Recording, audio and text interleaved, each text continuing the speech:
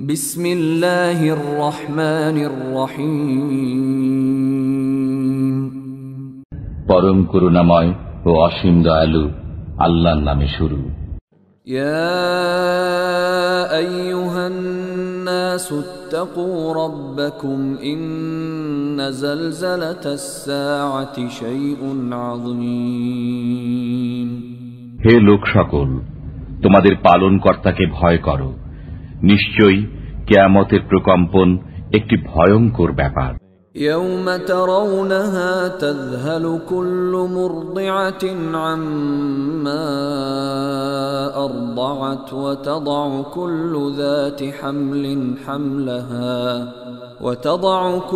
ذات حمل حملها وترى الناس سكارى وما هم بسكارى ولكن عذاب الله شديد। যেদিন তোমরা তা প্রত্যক্ষ করবে, সেদিন প্রত্যেক স্তন্যদাত্রী তার দুধের শিশুকে বিস্তৃত হবে এবং প্রত্যেক গর্ভবতী তার গর্ভপাত করবে, এবং মানুষকে তুমি দেখবে মাতাল, অথচ তারা মাতাল নয়। বস্তুত আল্লাহর আযাব সুকঠিন।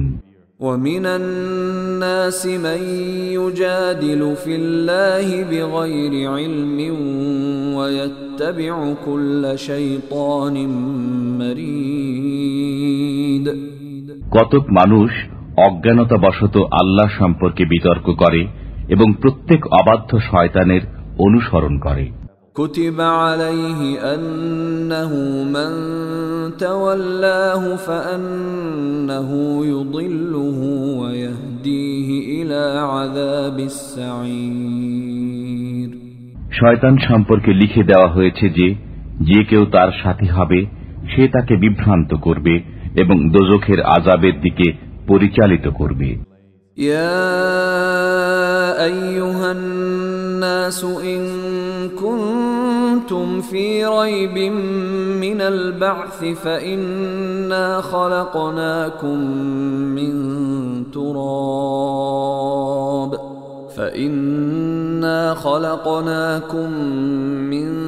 تراب ثم من نطفة ثم من علقة ثم من مضغة مخلقة وغير مخلقة لنبين لكم ونقر في الأرحام ما نشاء إلى أجل مسمى ثم نخرجكم طفلا ثم لتبلغوا أشدكم ومنكم من يتوفى ومنكم من يرد إلى أرذل العمر لكي لا يعلم من بعد علم شيئا وترى الأرض هامدة فإذا أنزلنا عليها الماء اهتزت وربت من كل زوج بهيج। হে লোক সকল, যদি তোমরা পুনরুত্থানের ব্যাপারে সন্দিগ্ধ হও তবে ভেবে দেখো, আমি তোমাদেরকে মৃত্তিকা থেকে সৃষ্টি করেছি, এরপর বীর্য থেকে, এরপর জমাট রক্ত থেকে, এরপর পূর্ণাকৃতি বিশিষ্ট ও অপূর্ণাকৃতি বিশিষ্ট মাংসপিণ্ড থেকে, তোমাদের কাছে ব্যক্ত করার জন্য। আর আমি এক নির্দিষ্ট কালের জন্য মাতৃগর্ভে যা ইচ্ছা রেখে দেই, এরপর আমি তোমাদেরকে শিশু অবস্থায় বের করি, তারপর যাতে তোমরা যৌবনে পদার্পণ করো। তোমাদের মধ্যে কেউ কেউ মৃত্যুমুখে পতিত হয় এবং তোমাদের মধ্যে কাউকে নিষ্কর্মা বয়স পর্যন্ত পৌঁছানো হয়, যাতে সে জানার পর জ্ঞাত বিষয় সম্পর্কে সজ্ঞান থাকে না। তুমি ভূমিকে পতিত দেখতে পাও, অতঃপর আমি যখন তাতে বৃষ্টি বর্ষণ করি তখন তা সতেজ ও স্ফীত হয়ে যায় এবং সর্বপ্রকার সুদৃশ্য উদ্ভিদ উৎপন্ন করে। ذلك بأن الله هو الحق وأنه يحيي الموتى وأنه على كل شيء قدير। এগুলো এই কারণে যে আল্লাহ সত্য এবং তিনি মৃতকে জীবিত করেন এবং তিনি সবকিছুর উপর ক্ষমতাবান। وأن الساعة آتية لا ريب فيها وأن الله يبعث من في القبور। এবং এ কারণে যে কিয়ামত অবশ্যম্ভাবী, এতে সন্দেহ নেই, এবং এ কারণে যে কবরে যারা আছে আল্লাহ তাদেরকে পুনরুত্থিত করবেন।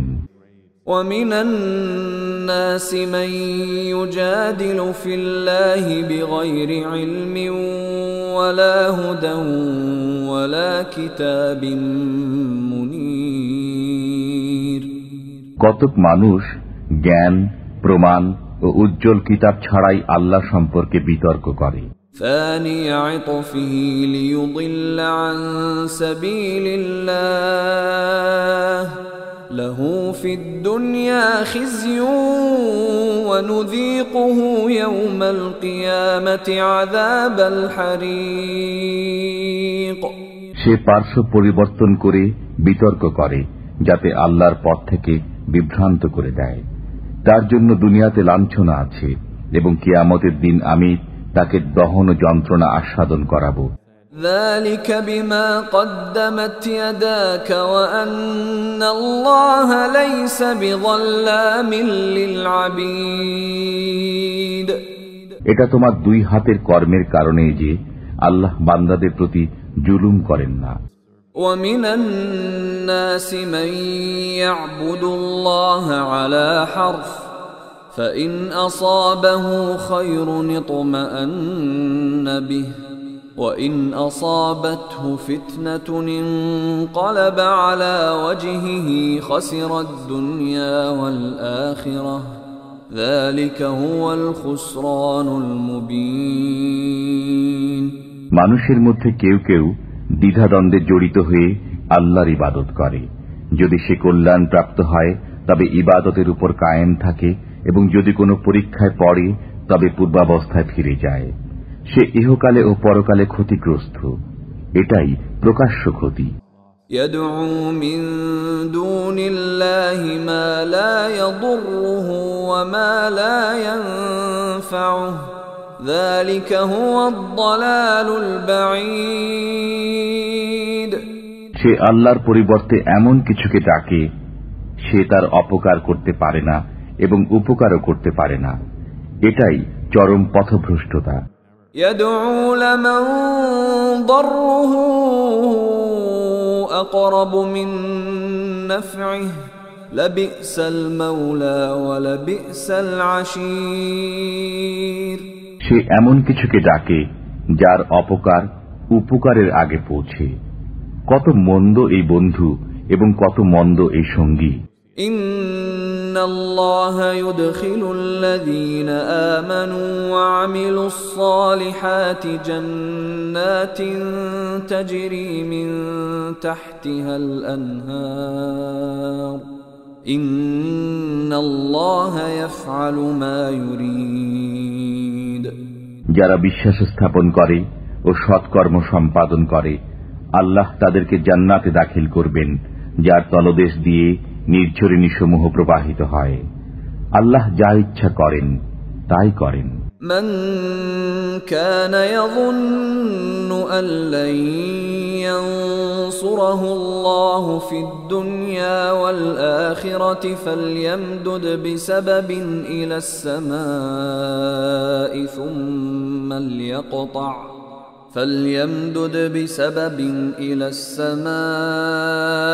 ثم ليقطع فلينظر هل يذهبن كيده ما يغيظ। সে ধারণা করে যে আল্লাহ কখনই ইহকাল ও পরকালে রসুলকে সাহায্য করবেন না। সে একটি রশি আকাশ পর্যন্ত ঝুলিয়ে নিক, এরপর কেটে দিক, তারপর দেখুক তার এই কৌশল তার আক্রোশ দূর করে কিনা। وكذلك أنزلناه آيات بينات وأن الله يهدي من يريد। এমনি ভাবে আমি সুস্পষ্ট আয়াত রূপে কোরআন নাজিল করেছি এবং আল্লাহই যাকে ইচ্ছা হেদায়েত করেন। إن الذين آمنوا والذين هادوا والصابئين والنصارى والمجوس والذين أشركوا إن الله يفصل بينهم يوم القيامة إن الله على كل شيء شهيد। যারা মুসলমান, যারা ইহুদি, সাবেই, খ্রিস্টান, অগ্নিপূজক এবং যারা মুশরিক, কিয়ামতের দিন আল্লাহ অবশ্যই তাদের মধ্যে ফয়সালা করে দেবেন।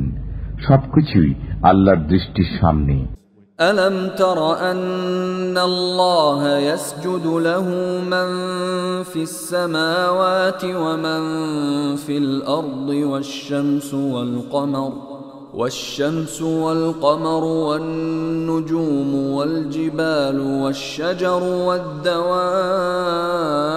والدواب وكثير من الناس وكثير حق عليه العذاب ومن يهن الله فما له من مكرم إن الله يفعل ما يشاء। তুমি কি দেখোনি যে আল্লাহকে সিজদা করে যা কিছু আছে নভমণ্ডলে, যা কিছু আছে ভূমণ্ডলে, সূর্য, চন্দ্র, তারকারাজি, পর্বতরাজি, বৃক্ষলতা, জীবজন্তু এবং অনেক মানুষ। আবার অনেকের উপর অবধারিত হয়েছে শাস্তি। আল্লাহ যাকে লাঞ্ছিত করেন তাকে কেউ সম্মান দিতে পারে না। আল্লাহ যা ইচ্ছা করেন তাই করেন।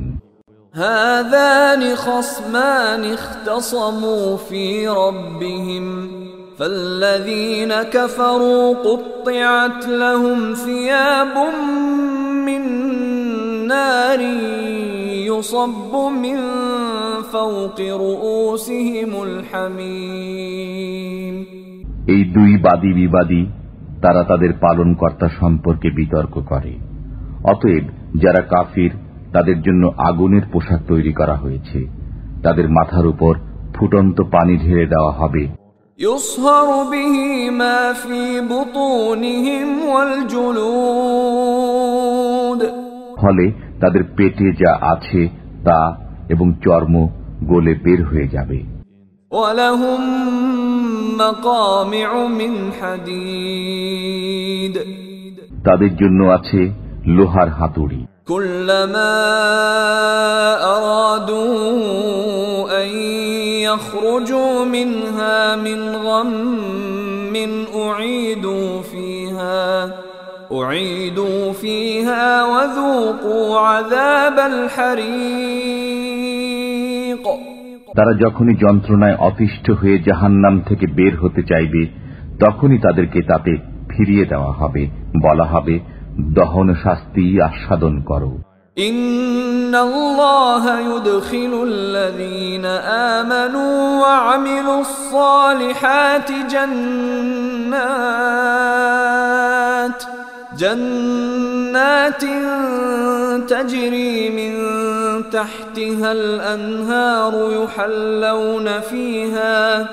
يحلون فيها من أساور من ذهب ولؤلؤا ولباسهم فيها حرير। নিশ্চয় যারা বিশ্বাস স্থাপন করে এবং সৎকর্ম করে আল্লাহ তাদেরকে দাখিল করবেন উদ্যানসমূহে, যার তলদেশ দিয়ে নির্ঝরিণী সমূহ প্রবাহিত হবে। তাদেরকে তথায় স্বর্ণকঙ্কন ও মুক্তা দ্বারা অলঙ্কৃত করা হবে এবং তথায় তাদের পোশাক হবে রেশম।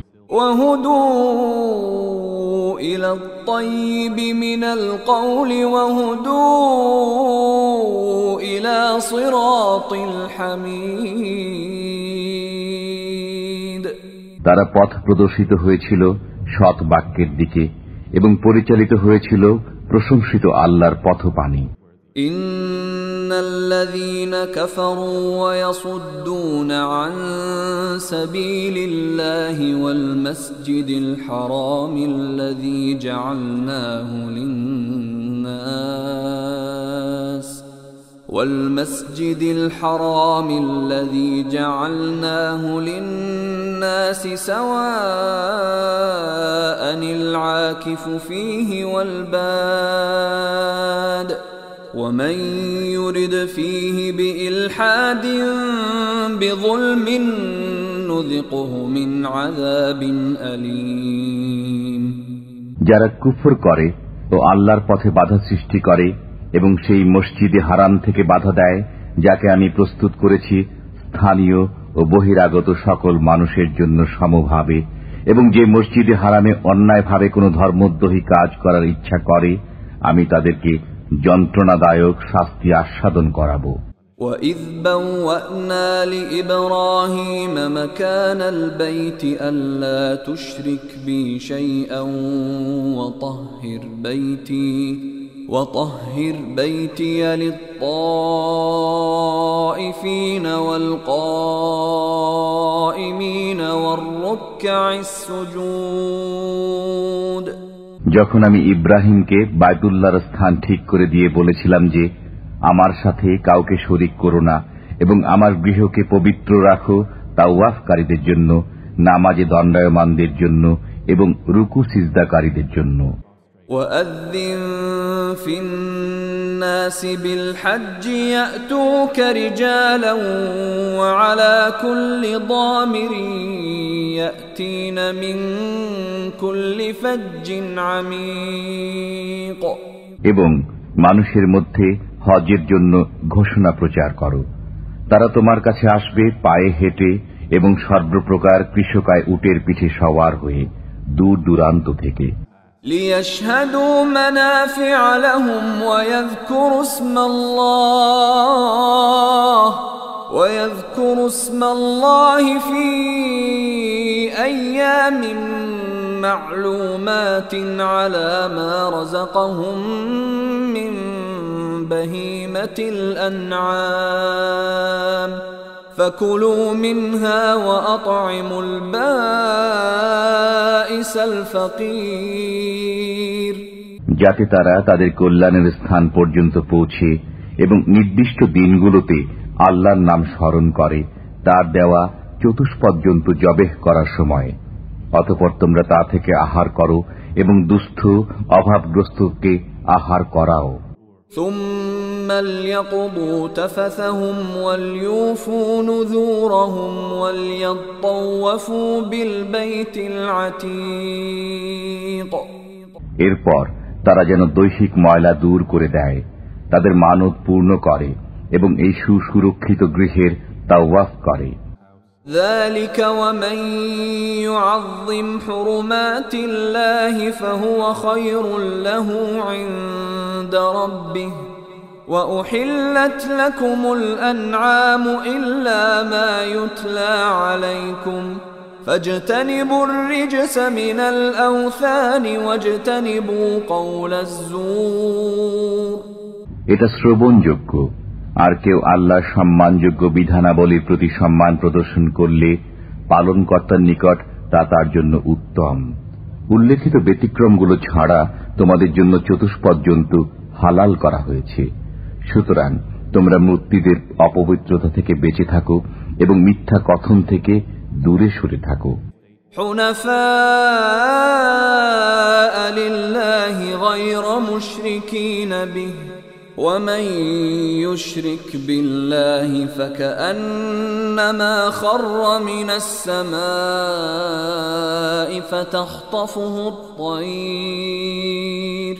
فَتَخْطَفُهُ الطَّيْرُ أَوْ تَهْوِي بِهِ الرِّيحُ فِي مَكَانٍ سَحِيقٍ।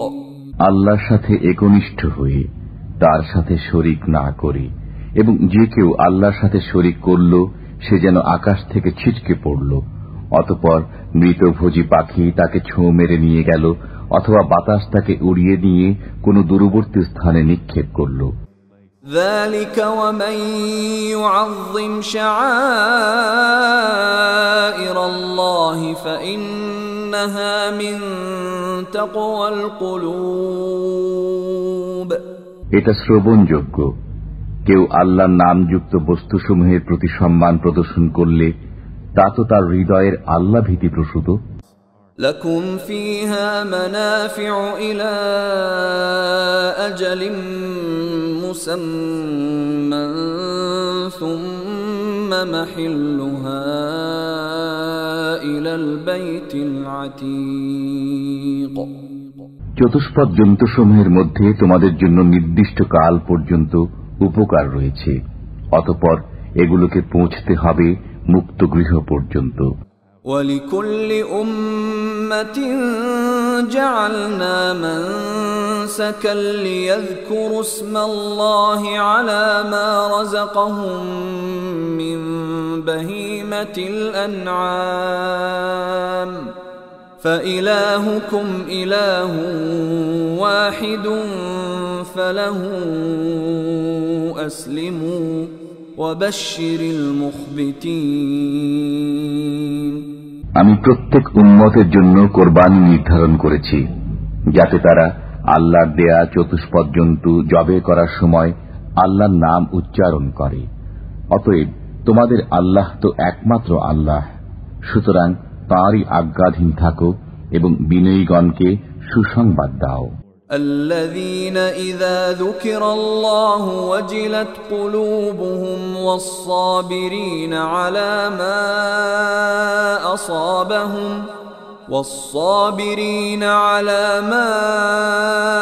أصابهم والمقيم الصلاة ومما رزقناهم ينفقون।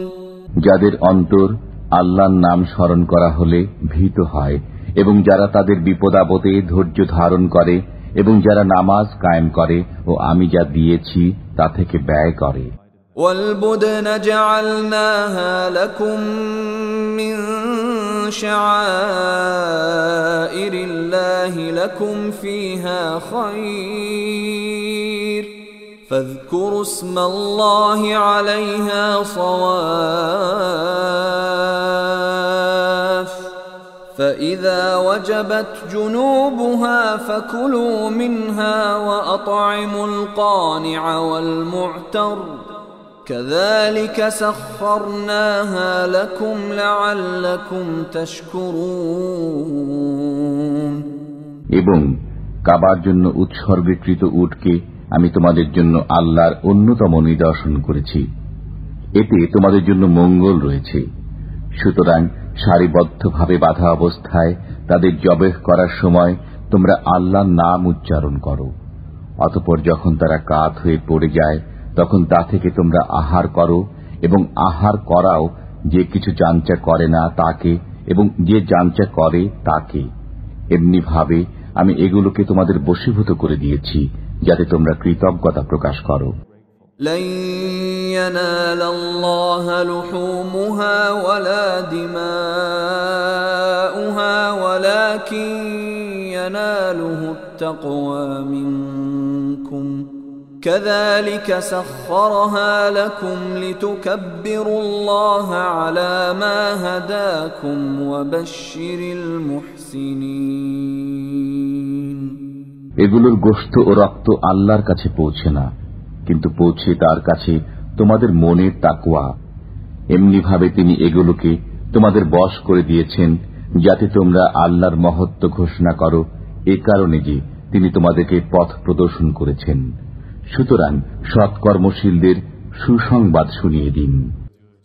ইন্নাল্লাহা ইউদাফিউ আনিল্লাযীনা আমানু ইন্নাল্লাহা লা ইউহিব্বু কুল্লা খাওয়ানিন কাফুর।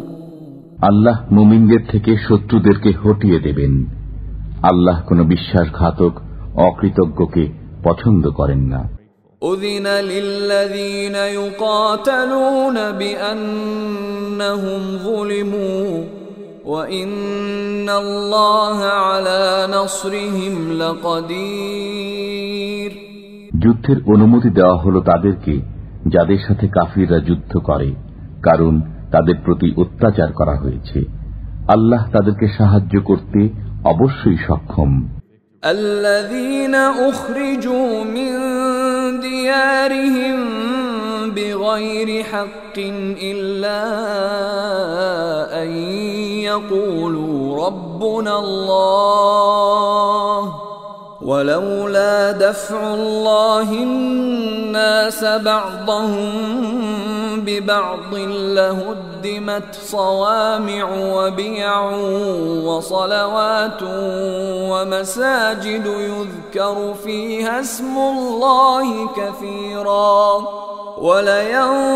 ولينصرن الله من ينصره إن الله لقوي عزيز।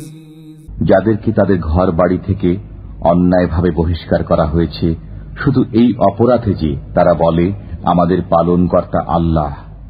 আল্লাহ যদি মানব জাতির এক দলকে অপর দল দ্বারা প্রতিহত না করতেন, তবে খ্রিস্টানদের নির্জন গির্জা, ইবাদতখানা, ইহুদিদের উপাসনালয় এবং মসজিদ সমূহ বিধ্বস্ত হয়ে যেত, যেগুলোতে আল্লাহর নাম অধিক স্মরণ করা হয়।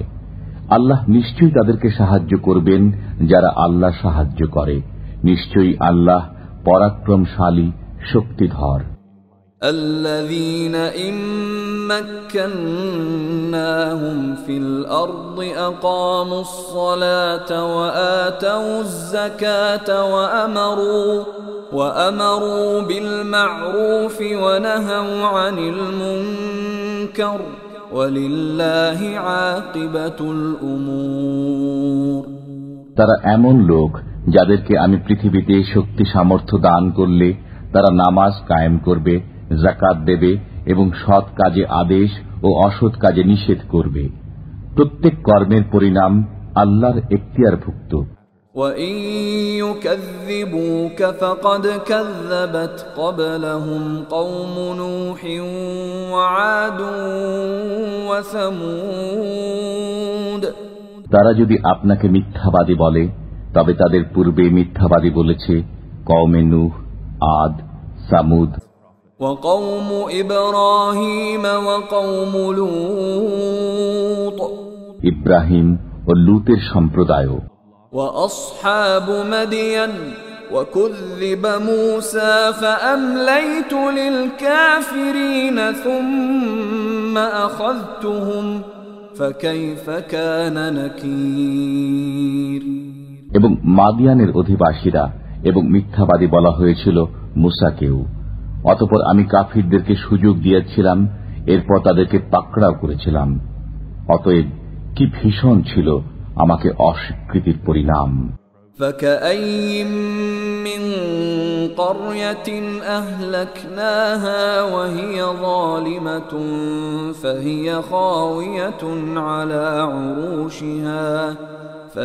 خاوية على عروشها وبئر معطلة وقصر مشيد। আমি কত জনপদ ধ্বংস করেছি এমত অবস্থায় যে তারা ছিল গুনাহগার।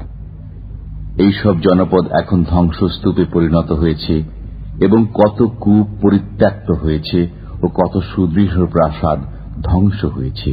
أفلم يسيروا في الأرض فتكون لهم قلوب يعقلون بها أو آذان يسمعون بها فإنها لا تعمى الأبصار ولكن تعمى القلوب التي في الصدور। তারা কি এই উদ্দেশ্যে দেশ ভ্রমণ করেনি যাতে তারা সমজদার হৃদয় ও শ্রবণ শক্তি সম্পন্ন কর্ণের অধিকারী হতে পারে? বস্তুত চক্ষু তো অন্ধ হয় না, কিন্তু বক্ষস্থিত অন্তরই অন্ধ হয়। وَيَسْتَعْجِلُونَكَ بِالْعَذَابِ وَلَن يُخْلِفَ اللَّهُ وَعْدَهُ وَإِنَّ يَوْمًا عِندَ رَبِّكَ كَأَلْفِ سَنَةٍ مِّمَّا تَعُدُّونَ। তারা আপনাকে আযাব ত্বরান্বিত করতে বলে, অথচ আল্লাহ কখনো তাঁর ওয়াদা ভঙ্গ করেন না। আপনার পালনকর্তার কাছে একদিন তোমাদের গণনার 1000 বছরের সমান। وَكَأَيِّن مِّن قَرْيَةٍ أَمْلَيْتُ لَهَا وَهِيَ ظَالِمَةٌ ثُمَّ أَخَذْتُهَا وَإِلَيَّ الْمَصِيرُ। এবং আমি কত জনপদকে অবকাশ দিয়েছি এমত অবস্থায় যে তারা গুনাহগার ছিল, এরপর তাদেরকে পাকড়াও করেছি এবং আমার কাছে প্রত্যাবর্তন করতে হবে। قُلْ يَا أَيُّهَا النَّاسُ إِنَّمَا أَنَا لَكُمْ نَذِيرٌ مُبِينٌ। বলুন, হে লোক সকল, আমি তো তোমাদের জন্য স্পষ্ট ভাষায় সতর্ককারী। فَالَّذِينَ آمَنُوا وَعَمِلُوا الصَّالِحَاتِ لَهُم مَّغْفِرَةٌ وَرِزْقٌ كَرِيمٌ। সুতরাং যারা বিশ্বাস স্থাপন করেছে এবং সৎকর্ম করেছে তাদের জন্য আছে পাপ মার্জনা এবং সম্মানজনক রুজি। وَالَّذِينَ سَعَوْا فِي آيَاتِنَا مُعَاجِزِينَ أُولَئِكَ أَصْحَابُ الْجَحِيمِ। এবং যারা আমার আয়াতসমূহকে ব্যর্থ করার জন্য চেষ্টা করে তারাই দোজখের অধিবাসী। وَمَا أَرْسَلْنَا مِن قَبْلِكَ مِن رَّسُولٍ وَلَا نَبِيٍّ إِلَّا إِذَا تَمَنَّى أَلْقَى الشَّيْطَانُ فِي أُمْنِيَّتِهِ فَيَنسَخُ اللَّهُ مَا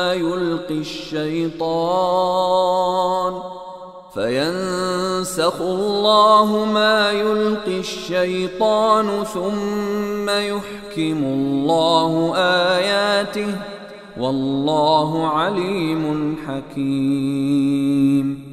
আমি আপনার পূর্বে যে সমস্ত রাসূল ও নবী প্রেরণ করেছি তারা যখনই কিছু কল্পনা করেছে তখনই শয়তান তাদের কল্পনায় কিছু মিশ্রণ করে দিয়েছে, অতঃপর আল্লাহ দূর করে দেন শয়তান যা মিশ্রণ করে। এরপর আল্লাহ তাঁর আয়াতসমূহকে সুপ্রতিষ্ঠিত করেন এবং আল্লাহ জ্ঞানময় প্রজ্ঞাময়। لِيَجْعَلَ مَا يُلْقِي الشَّيْطَانُ فِتْنَةً لِلَّذِينَ فِي قُلُوبِهِم مَّرَضٌ وَالْقَاسِيَةِ قُلُوبُهُمْ وَإِنَّ الظَّالِمِينَ لَفِي شِقَاقٍ بَعِيدٍ। এ কারণে যে শয়তান যা মিশ্রণ করে তিনি তা পরীক্ষা স্বরূপ করে দেন তাদের জন্য যাদের অন্তরে রোগ আছে এবং যারা পাষাণ হৃদয়। গুনাহগাররা দূরবর্তী বিরোধিতায় লিপ্ত আছে। وَلِيَعْلَمَ الَّذِينَ أُوتُوا الْعِلْمَ أَنَّهُ الْحَقُّ مِنْ رَبِّكَ فَيُؤْمِنُوا بِهِ فَتُخْبِتَ لَهُ قُلُوبُهُمْ وَإِنَّ اللَّهَ لَهَادِ الَّذِينَ آمَنُوا إِلَى صِرَاطٍ مُسْتَقِيمٍ। এবং এ কারণেও যে যাদেরকে জ্ঞান দান করা হয়েছে তারা যেন জানে যে এটা আপনার পালনকর্তার পক্ষ থেকে সত্য, অতঃপর তারা যেন এতে বিশ্বাস স্থাপন করে এবং তাদের অন্তর যেন এর প্রতি বিজয়ী হয়। আল্লাহ বিশ্বাস স্থাপনকারীদেরকে সরল পথ প্রদর্শন করেন। وَلَا يَزَالُ الَّذِينَ كَفَرُوا فِي مِرْيَةٍ مِّنْهُ حَتَّى تَأْتِيَهُمُ السَّاعَةُ بَغْتَةً أَوْ يَأْتِيَهُمْ عَذَابُ يَوْمٍ عَقِيمٍ। কাফিররা সর্বদাই সন্দেহ পোষণ করবে যে পর্যন্ত না তাদের কাছে আকস্মিকভাবে কিয়ামত এসে পড়ে অথবা এসে পড়ে তাদের কাছে এমন দিবসের শাস্তি যা থেকে রক্ষার উপায় নেই। الْمُلْكُ يَوْمَئِذٍ لِلَّهِ يَحْكُمُ بَيْنَهُمْ فالذين آمنوا وعملوا الصالحات في جنات النعيم রাজত্ব সেদিন আল্লাহরই, তিনিই তাদের বিচার করবেন। অতএব যারা বিশ্বাস স্থাপন করে এবং সৎ কর্ম সম্পাদন করে তারা নিয়ামতপূর্ণ কাননে থাকবে। والذين كفروا وكذبوا بآياتنا فأولئك لهم عذاب مهين এবং যারা কুফরি করে এবং আমার আয়াতসমূহকে মিথ্যা বলে তাদের জন্য লাঞ্ছনাকর শাস্তি রয়েছে। والذين هاجروا في سبيل الله ثم قتلوا أو ماتوا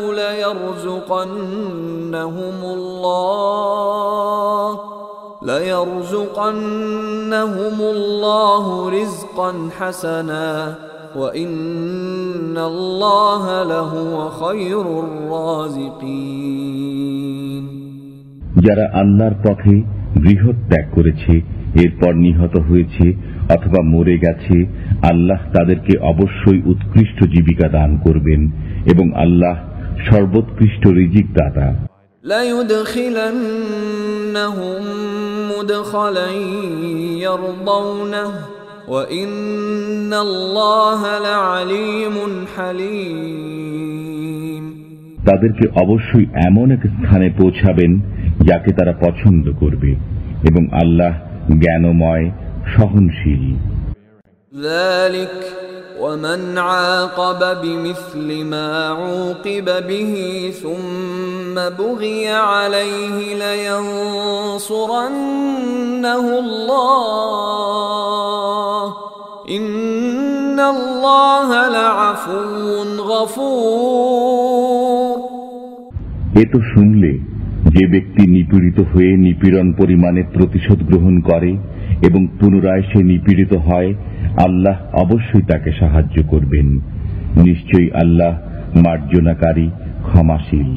ذلك بأن الله يولج الليل في النهار ويولج النهار في الليل وأن الله سميع بصير এটা এজন্য যে আল্লাহ রাত্রিকে দিনের মধ্যে এবং দিনকে রাত্রির মধ্যে দাখিল করে দেন এবং আল্লাহ সবকিছু শুনেন, দেখেন। ذلك بأن الله هو الحق وأن ما يدعون من دونه هو الباطل وأن ما يدعون من دونه هو الباطل وأن الله هو العلي الكبير এটা এ কারণেও যে আল্লাহই সত্য আর তার পরিবর্তে তারা যাকে ডাকে তা অসত্য এবং আল্লাহই সবার উচ্চে মহান। ألم تر أن الله أنزل من السماء ماء فتصبح الأرض مخضرة إن الله لطيف خبير তুমি কি দেখো না যে আল্লাহ আকাশ থেকে পানি বর্ষণ করেন, অতঃপর ভূপৃষ্ঠ সবুজ শ্যামল হয়ে ওঠে? নিশ্চয়ই আল্লাহ সূক্ষ্মদর্শী, সর্ববিষয় খবরদার। লাহু মা ফিস সামাওয়াতি ওয়া মা ফিল আরদ ওয়া ইন্নাল্লাহা লাহুয়াল গনিয়ুল হামিদ। নভমণ্ডল ও ভূপৃষ্ঠে যা কিছু আছে সব তাঁরই এবং আল্লাহই অভাবমুক্ত প্রশংসার অধিকারী। ألم تر أن الله سخر لكم ما في الأرض والفلك تجري في البحر بأمره ويمسك السماء أن تقع على الأرض إلا بإذنه إن الله بالناس لرؤوف رحيم তুমি কি দেখো না যে ভূপৃষ্ঠে যা আছে এবং সমুদ্রে চলমান নৌকা তৎসমুদয়কে আল্লাহ নিজ আদেশে তোমাদের অধীন করে দিয়েছেন এবং তিনি আকাশকে স্থির রাখেন যাতে তাঁর আদেশ ব্যতীত ভূপৃষ্ঠে পতিত না হয়। নিশ্চয়ই আল্লাহ মানুষের প্রতি করুণাশীল, দয়াবান। وهو الذي أحياكم ثم يميتكم ثم يحييكم إن الإنسان لكفور। তিনি তোমাদেরকে জীবিত করেছেন, অতঃপর তিনি তোমাদেরকে মৃত্যু দান করবেন ও পুনরায় জীবিত করবেন। নিশ্চয়ই মানুষ বড় অকৃতজ্ঞ। لكل أمة جعلنا منسكا هم ناسكوه فلا ينازعنك في الأمر وادع إلى ربك إنك لعلى هدى مستقيم। আমি প্রত্যেক উম্মতের জন্য ইবাদতের একটি নিয়ম কানুন নির্ধারণ করে দিয়েছি যা তারা পালন করে, অতএব তারা যেন এ ব্যাপারে আপনার সাথে বিতর্ক না করে। আপনি তাদেরকে পালনকর্তার দিকে আহ্বান করুন, নিশ্চয়ই আপনি সরল পথেই আছেন। وَإِن جَادَلُوكَ فَقُلِ اللَّهُ أَعْلَمُ بِمَا تَعْمَلُونَ। তারা যদি আপনার সাথে বিতর্ক করে তবে বলে দিন, তোমরা যা করো সে সম্পর্কে আল্লাহ অধিক জ্ঞাত। الله يحكم بينكم يوم القيامة فيما كنتم فيه تختلفون। তোমরা যে বিষয়ে মতবিরোধ করছো আল্লাহ কিয়ামতের দিন সেই বিষয়ে তোমাদের মধ্যে ফয়সালা করবেন। ألم تعلم أن الله يعلم ما في السماء والأرض إن ذلك في كتاب إن ذلك على الله يسير। তুমি কি জানো না যে আল্লাহ জানেন যা কিছু আকাশে ও ভূমণ্ডলে আছে, এসব কিতাবে লিখিত আছে, এটা আল্লাহর কাছে সহজ। ويعبدون من دون الله ما لم ينزل به سلطانا وما ليس لهم به علم وما للظالمين من نصير। তারা আল্লাহর পরিবর্তে এমন কিছুর পূজা করে যার কোনো সনদ নাজিল করা হয়নি এবং সে সম্পর্কে তাদের কোনো জ্ঞান নেই। বস্তুত জালেমদের কোনো সাহায্যকারী নেই। وَإِذَا تُتْلَى عَلَيْهِمْ آيَاتُنَا بَيِّنَاتٍ تَعْرِفُ فِي وُجُوهِ الَّذِينَ كَفَرُوا الْمُنكَرَ يَكَادُونَ يَسْطُونَ بِالَّذِينَ يَتْلُونَ عَلَيْهِمْ آيَاتِنَا قُلْ أَفَأُنَبِّئُكُم بِشَرٍّ مِّن ذَلِكُمْ النَّارُ وَعَدَهَا اللَّهُ الَّذِينَ كَفَرُوا وَبِئْسَ الْمَصِيرُ। যখন তাদের কাছে আমার সুস্পষ্ট আয়াতসমূহ আবৃত্তি করা হয় তখন তুমি কাফিরদের চোখে মুখে অসন্তোষের লক্ষণ প্রত্যক্ষ করতে পারবে। যারা তাদের কাছে আমার আয়াতসমূহ পাঠ করে তারা তাদের প্রতি মারমুখ হয়ে ওঠে। বলুন, আমি কি তোমাদেরকে তদপেক্ষা মন্দ কিছু সংবাদ দেব? তা আগুন। আল্লাহ কাফিরদেরকে এর ওয়াদা দিয়েছেন। এটা কতই না নিকৃষ্ট প্রত্যাবর্তন স্থল। يا أيها الناس ضرب مثل فاستمعوا له إن الذين تدعون من دون الله لن يخلقوا ذبابا ولو اجتمعوا له وإن يسلبهم الذباب شيئا لا يستنقذوه منه ضعف الطالب والمطلوب। হে লোক সকল, একটি উপমা বর্ণনা করা হলো, অতএব তোমরা তা মনোযোগ দিয়ে শুনো। তোমরা আল্লাহর পরিবর্তে যাদের পূজা করো তারা কখনো একটি মাছি সৃষ্টি করতে পারবে না, যদিও তারা সকলে একত্রিত হয়। আর মাছি যদি তাদের কাছ থেকে কোনো কিছু ছিনিয়ে নেয়, তবে তারা তার কাছ থেকে তা উদ্ধার করতে পারবে না। প্রার্থনাকারী ও যার কাছে প্রার্থনা করা হয় উভয়ই শক্তিহীন। মা কদরুল্লাহ হাক্ক কদরিহি ইন্নাল্লাহা লাকাওয়িয়্যুন আজিজ। তারা আল্লাহর যথাযোগ্য মর্যাদা বুঝেনি। নিশ্চয়ই আল্লাহ শক্তিধর, পরাক্রমশীল। আল্লাহু ইয়াসতাফি মিনাল মালাইকাতি রুসুলান ওয়া মিনান নাস ইন্নাল্লাহা সামিউন বাসীর। আল্লাহ ফেরেশতা ও মানুষের মধ্য থেকে রসুল মনোনীত করেন। আল্লাহ সর্বশ্রোতা, সর্বদ্রষ্টা। ইয়ালামু মা বাইনা আইদিহিম ওয়া মা খালফাহুম ওয়া ইলাল্লাহি তুরজাউল উমুর। তিনি জানেন যা তাদের সামনে আছে এবং যা পশ্চাতে আছে, এবং সবকিছু আল্লাহর দিকে প্রত্যাবর্তিত হবে। ইয়া আইয়ুহাল্লাযীনা আমানু রুকউ ওয়াসজুদু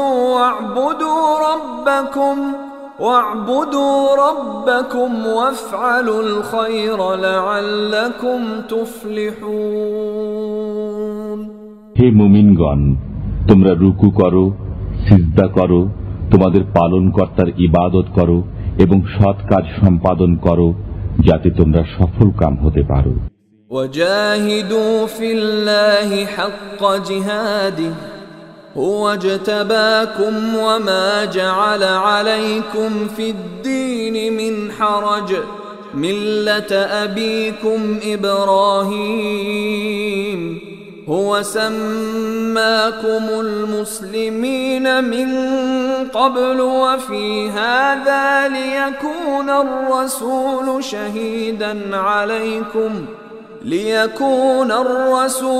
شهيدا عليكم وتكونوا شهداء على الناس